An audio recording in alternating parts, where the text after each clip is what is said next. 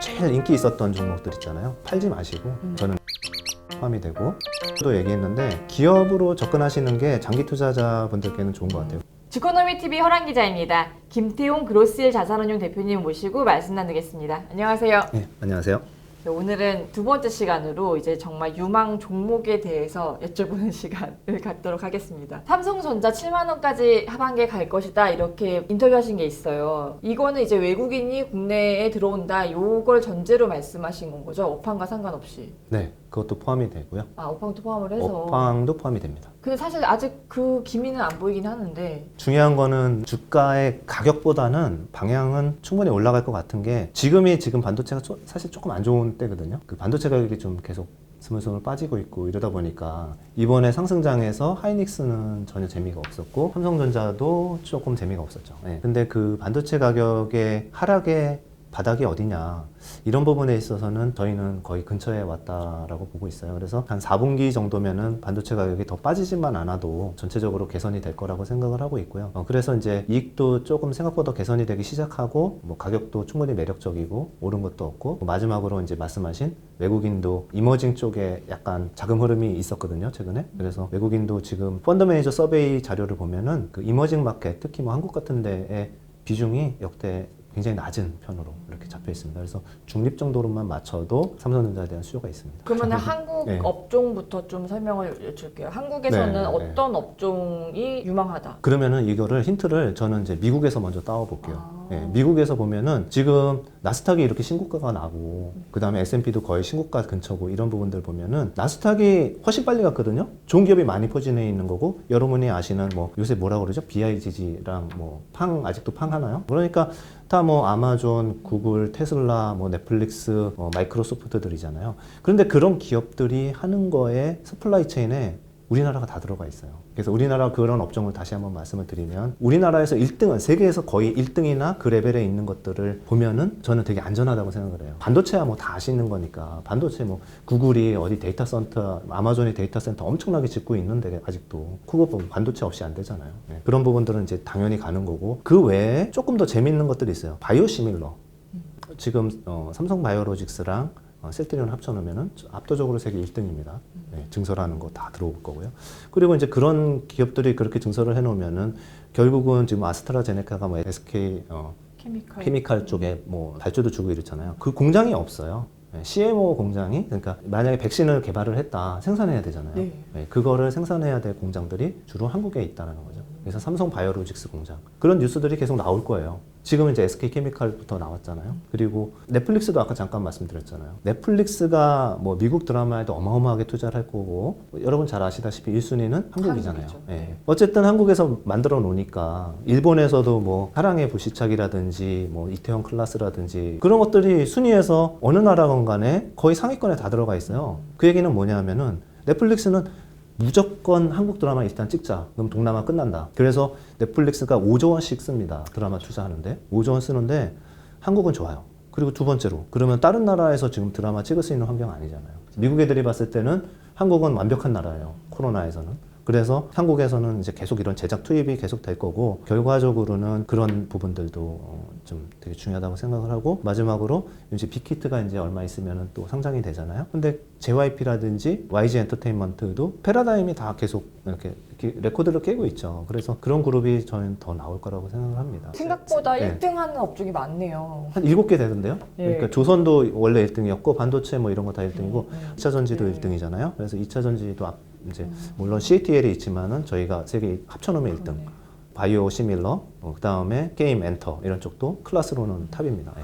수소도 요즘에 좀 얘기가 나오고 있는데 이 수소는 네. 2차 전지에서 수소도 좀 어느 정도 1등이라고 볼 수 있는 건가요? 예, 수소도 저희가 준비가 잘 돼 있죠. 예. 뭐 하나 이런데요? 현대차 부터 해가지고 플랫폼이나 이런 쪽들도 현대차가 다 수년 동안 투자를 해왔고 다른 나라들이 안 할 때 그리고 그때 많이 비판도 많았어요. 애널리스트들이 전기차 빨리 해야지 무슨 수소차냐 그쵸. 이렇게 하면서 현대차한테 압박을 했었는데 지금 보면은 뭐 바이든이 돼도 수소 지금 2배 이상 늘리겠다 이렇게 돼 있고 유럽도 수소에 대해서 투자 어떤 로드맵이 다 나와 있는 상황입니다. 한국 기업들은 이 제조 설비에서의 갑이네요. 그렇습니다. 그래서 아까 미국의 그러한 4차 산업혁명에 미국을 끌고 가는 기업들의 한국이 다 수혜를 같이 받는 구조로 돼 있고요. 잠깐 중국 넘어가면은 중국은 왜 제가 그래도 유럽보다는 훨씬 좋다고 생각하느냐 하면은 중국도 그런 기업이 다 있어요. 그러니까 중국도 유니콘 기업으로 따지면 항상 미국 다음으로 많고 중국의 신성장 산업들이 너무너무 포지션이 잘 돼 있고 이렇기 때문에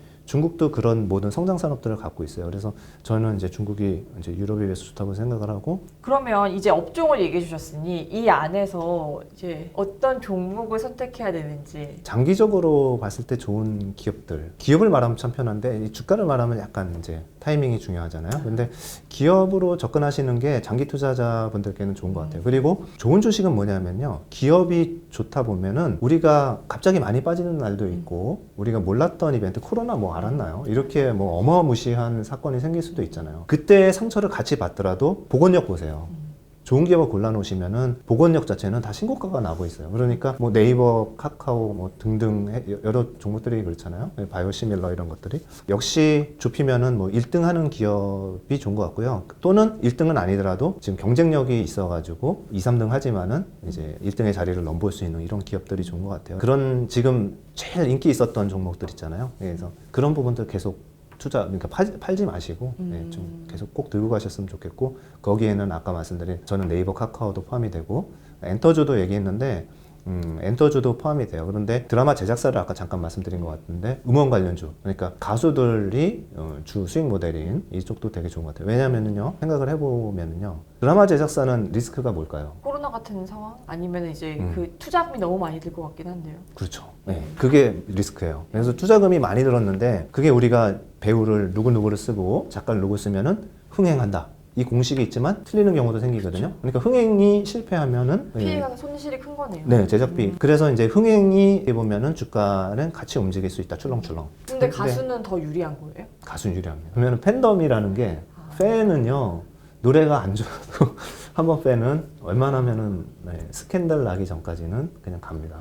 그 팬덤은요, 한 10년씩은 가는 것 같아요. 최소. 팬덤이라는 게 무서운 게 동방신기가 일본에서 공연하면은 아레나 공연 만석이에요. 지금도. 팬들은 그들만의 리그가 있다는 거고요. 이 팬의 문화라는 거는 굉장히 무섭고, 두 번째는 뭐 컨택, 언택 뭐 이런 얘기 많이 하는데 사실은 엔터주들이 공연을 못하면은 타격을 많이 받잖아요. 근데 최근에 보여줬던 것들은 가서 경기장이나 체육관에서 해외 공연을 돌지 않았더라도 온라인에서 공연해가지고 그걸 플랫폼화 시켰거든요. 그래서 그런 기업은 좋은 것 같고, 그런 성장주들은 그냥 깔고서 계속 쭉 가고, 그 다음에 아까 말씀하신 그때 인기주가 있어요. 네. 이벤트가 막 새로운 뭐 틱톡 나올지 몰랐었잖아요. 뭐 이렇게 재밌는 것들이 있어요.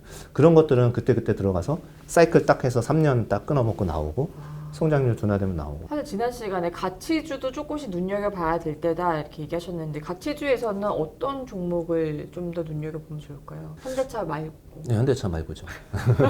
현대차는 이렇게 네. 원래 가치주였는데 네. 이 성장의 이런 것들을 이렇게 옷을 가운을 입었어요. 그래서 여기 이쪽 오른쪽은 내가 이제 수소고 여기에는 전기고 막 그러니까 그 다음에 하늘을 날아가는 차들 개발하고 있거든요. UAM이라고 그래가지고 그거 개발 중이니까 그때 하늘까지 날아가면은 야 이게 현대차가 이게 이거 테슬라의 몇 분의 1은 받아야 되는 거 아니야 이렇게 나올 수 있죠. 그래서 이제 그거는 빼고 보면은 저희가 봤을 때 가치주는 순서대로 사면 되는데 지금 길목 지키기라고 말씀드렸잖아요. 그래서 안 볼 때 샀다가 남들이 다 볼 때 약간 줄이는 이 전략인데 저희 은행이 너무 싸요. 왜냐면은 우리가 볼 때 ROE라는 게 있어요. 그래서 아까 이제 PBR이 낮은 거 뭐 이렇게 했을 때 기업을 이제 전체 부채하고 자산이 있는데 자산에서 부채를 빼고 나면은 주주들만 가져갈 수 있는 목이 있어요. 순자본. 네. 그 순자본이라는 게 이제 BPS 또는 뭐 PBR 계산할 때는. 그래서 그 목이 100이라고 칠게요. 100인데 그 현대차가 지금 50에서 60 정도 받고 있어요. 은행이 30 정도 받고 있어요. 20에서 30. 네. 진짜 저평가돼 있네요. 네. 그런데 보통 그런 기업들도 많은데 그런 기업의 특징은 ROE가 낮아요. 네. ROE는 아까 이제 기대 수익률인데 요구 수익률이잖아요. 너 주식이니까 이만큼 나한테 ROE를 줘야지. 이런데 다른 애들은 똑같이 낮아서 그런 거예요. 그러니까 0.5인에는 ROE가 5%도 안 돼요. 4%는. 근데 은행은 지금 7% 정도 나와요. 배당 6%씩 주는 거잖아요. 싼 맛에 좀 잘 갖고 있다가 또 금리가 막 올라가잖아요. 금리는 내년에면 올라가요. 내년 언제쯤 올라가요? 내년 1분기 말에 올라갈 거예요. 제가 그럼 그때 되면 주가도 조정받겠네요? 오히려 근데 금리 인상이 좋은 신호가 될 수도 있나요? 네, 되게 중요한 질문이에요. 왜냐면은 맞을 수도 있고 틀릴 수도 있어서 그래요. 어떤 때냐면요, 20년 놓고 다 분석해봤는데 금리를 인상할 때요, 정책금리 같은 경우는 첫 금리 인상할 때 시장이 한 7, 8%씩 폭락했어요. 유동성 잔치가 끝났다. 이렇게 생각을 하는 거거든요. 그러고 난 다음에 금리를 두 번, 세 번, 네 번 올릴 때는 주가가 또 쫙 올라가요. 왜냐면 이제 경기 제대로 돌아간다. 이렇게 되거든요.